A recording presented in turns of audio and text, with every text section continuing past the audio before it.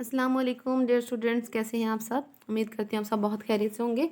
आज हम पढ़ने जा रहे हैं जी मोमेंटम के बारे में। ठीक है, बहुत ही आसान सा टॉपिक है ये। तो बता रहे हैं जी, we are aware the of the fact that moving object possesses a quality by virtue of which it exert a force on anything that tries to stop it। जब भी कोई बॉडी मूव कर रही होती है तो अगर कोई और बॉडी या कोई और चीज़ उसको रोकने की कोशिश करे तो वो उस रोकने वाली बॉडी के ऊपर लाजमी एक फोर्स लगाता है। और अगर बॉडी जो मूव कर रही है वो बहुत फास्ट मूव कर रही है, बहुत ज़्यादा स्पीड के साथ मूव कर रही है, तो उसको रोकना जो उतना ही हमारे लिए मुश्किल हो जाता है। सिमिलरली अगर दो ऑब्जेक्ट जो है वो सेम वेलोसिटी के साथ मूव कर रहे हैं, लेकिन एक बॉडी जो है वो बहुत हैवी है और एक बॉडी जो है बहुत स्मॉलर है, तो उसमें से जो हैवी बॉडी होती है उसको रोकना मुश्किल होता है, जो स्मॉलर बॉडी होती है उसको हम आसानी से रोक लेते हैं। तो ये जो ऐसी प्रॉपर्टी है या जो ऐसी क्वालिटी है जो किसी भी मूविंग ऑब्जेक्ट में पाई जाती है, जो कि डिपेंड कर रही है बॉडी की वेलोसिटी पे, स्पीड पे और बॉडी के मास पे, उसको कहते हैं quality of motion of the body. ठीक है, और ये जो न्यूटन जो है उन्होंने ये टर्म यूज़ की थी कि ये जो क्वालिटी पाई जा रही है बॉडी में, मूविंग बॉडी में, इसको क्वालिटी ऑफ मोशन कहा जा सकता है। This term is now called, पहले उसको कहते थे क्वालिटी ऑफ मोशन, अब उसका जो नया नाम रखा गया है उस नए नाम को कहते हैं हम linear momentum of the body and is defined by the relation. और वो जो क्वालिटी है वो क्या है जी, मैस और वेलोसिटी का प्रोडक्ट। ठीक है, मैस ज़्यादा है तब भी ये चीज़ ज़्यादा होगी, मैस कम है तो तब ये चीज़ कम होगी, वेलोसिटी ज़्यादा है तो तब ये चीज़ ज़्यादा होगी, वेलोसिटी कम है तो तब ये चीज़ कम होगी। ठीक है, और प्रोडक्ट पे डिपेंड कर रही है, एक चीज़ इंक्रीज़ कर रही है दूसरी डिक्रीज़ कर रही है। अगर प्रोडक्ट सेम है तो मोमेंटम सेम रहेगा। ठीक है, अगर दोनों बढ़ रही हैं तो मोमेंटम बढ़ेगा, दोनों कम हो रही हैं तो मोमेंटम जो है वो कम हो जाएगा। तो बता रहे हैं जी, और ये एक वेक्टर क्वांटिटी है, मोमेंटम जो है वेक्टर क्वांटिटी है, क्योंकि यहाँ पे v जो है वो एक वेक्टर क्वांटिटी है। लिहाजा इसको उन्होंने बोल्ड करके लिखा हुआ है, तो जब आप इसको लिखेंगे तो आपने इसके ऊपर एरो साइन ज़रूर लगाने हैं। In this expression v is the velocity of the body and mass m जो है उसका मैस है। Linear momentum is there for a vector quantity and has the direction of velocity. Momentum जो है वो भी एक वेक्टर क्वांटिटी है और इसकी डायरेक्शन वही होगी जो कि वेलोसिटी की डायरेक्शन होती है। अगर हम यूनिट बेस पे आते हैं तो यूनिट में देखें, अभी मोमेंटम जो है वो दो क्वांटिटी का प्रोडक्ट है, मैस का और वेलोसिटी का। मैस का यूनिट होता है किलोग्राम और वेलोसिटी का यूनिट होता है मीटर पर सेकंड। जब भी दो क्वांटिटी मल्टीप्लाई हो रही होती हैं तो उनका जो यूनिट है वो कंबाइन हो जाता है, तो इस लिहाजा इस केस में हमारे पास जो यूनिट आएगा वो आ जाएगा किलोग्राम मीटर पर सेकेंड। ठीक है, और अगर आप सेकेंड के साथ मल्टीप्लाई भी कर दें इसको और डिवाइड भी कर दें तो डिवाइड करने से हमारे पास ये चीज़ बन जाएगी किलोग्राम मीटर पर सेकेंड स्क्वायर, और जो मल्टीप्लाई वाला सेकंड है वो साथ में आ जाएगा। तो हमारे पास ये जो यूनिट है उसको फिर हम न्यूटन सेकंड लिख सकते हैं, क्योंकि हमें पता है न्यूटन बराबर होता है किलोग्राम मीटर पर सेकंड स्क्वायर। आगे देख लेते हैं कि जी मोमेंटम और न्यूटन के सेकंड लॉ के दरमियान में कौन सा रिलेशन जो है वो पाया जाता है। ठीक है, तो हम न्यूटन का लॉ हमने कल पढ़ा। ठीक है, उसमें क्या था कि the product of mass and acceleration is equal to force। ठीक है, ये acceleration of the body is directly proportional to the force। ठीक है, और inversely proportional to the mass of the object. तो क्या किया हमने, एक बॉडी ले ली, बॉडी का मास m है, उसकी वेलोसिटी इनिशियल वेलोसिटी उसकी vi है। जब उसके ऊपर हम फोर्स लगाएंगे तो उसकी वेलोसिटी चेंज हो जाएगी, वो vf हो जाएगी, और उसमें एक्सेलरेशन जो प्रोड्यूस होगा वो a होगा। और एक्सेलरेशन हमें पता है rate of change of velocity होता है, लिहाजा एक्सेलरेशन बराबर आ जाएगा vf minus vi over t। तो यहाँ पे हमने ख्याल ये रखना है कि कौन सी वेक्टर क्वांटिटीज़ हैं, कौन सी स्केलर क्वांटिटीज़ हैं। जो भी चीज़ें बोल्ड में लिखी हुई हैं वो वेक्टर्स हैं, उनके ऊपर आपने एरो साइन लगाना है, और जो बोल्ड नहीं है वो हमारे पास वैसे के वैसे आ जाएंगी, वो स्केलर क्वांटिटीज़ होंगी। तो एक्सेलरेशन हमने लिख लिया, और न्यूटन का लॉ क्या था जी, a is equal to F over M. ठीक है, अब यहाँ पे देखिए दोनों इक्वेशन से हमारे पास ए आ गया, तो दैट मीन्स कि जो राइट साइड है वो भी बराबर होगी। तो यहाँ से हम लिख सकते हैं एफ ओवर एम बराबर है वी एफ माइनस वी आई ओवर टी।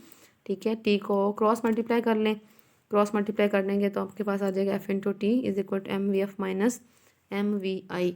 और यहाँ पे एम वी एफ और एम वी आई दोनों मास और वेलोसिटीज़ के प्रोडक्ट हैं।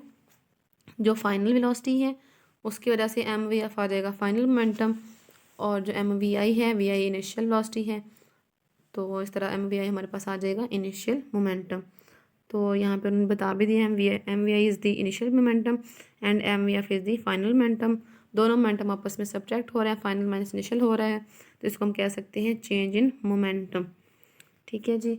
तो कहते हैं ये कोई ये शो कर रही है that change in momentum is equal to the product of force and the time for which force is applied. Force और फोर्स के साथ टाइम का प्रोडक्ट लें, जितने टाइम के लिए हमने फोर्स लगाई है तो वो मोमेंटम में चेंज के बराबर आ जाता है। This form of the second law is more general than the form F is equal to M में।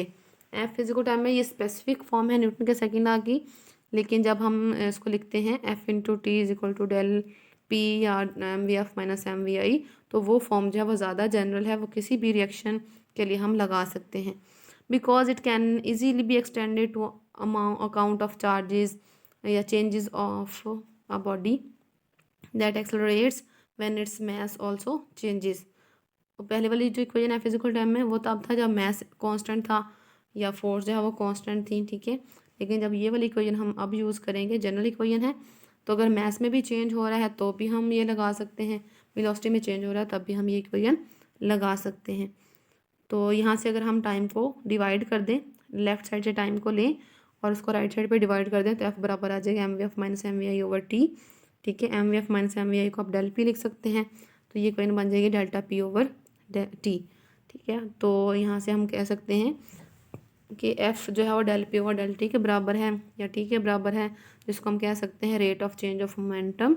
और rate of change of momentum जो है किसके बराबर आ रहा है, अप्लाइड फोर्स के। ठीक है, तो जो ग्रीन पट्टी में चीज़ें होती हैं वो आपने बहुत अच्छे से करनी है। अब यहाँ पे देखें, आपको यहाँ पे इंटरेस्टिंग चीज़ दी हुई है पॉइंट टू पॉन्डर में। एक पर्सन है वो फोर्स लगा रहा है, ठीक है, और स्टोन पे लगा रहा है, थोड़े से टाइम के लिए फोर्स लगाएगा। तो देखिए क्योंकि स्टोन जो है वो हार्ड चीज़ होती है, लिहाजा उसका नॉर्मल रिएक्शन जो है वो ज़्यादा होगा और आपका पाँव जो है वो ज़्यादा हर्ट होगा।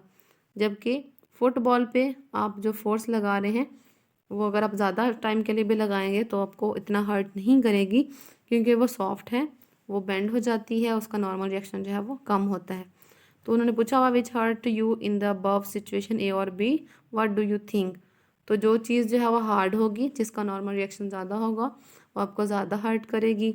जो सॉफ्ट होती हैं, जिनका नॉर्मल रिएक्शन इतना नहीं होता, वो आपको कम हर्ट करते हैं। ठीक है, यही से हमने इम्पल्स की डेफिनेशन निकाल लेनी है। इम्पल्स क्या होती है, फोर्स और टाइम का प्रोडक्ट।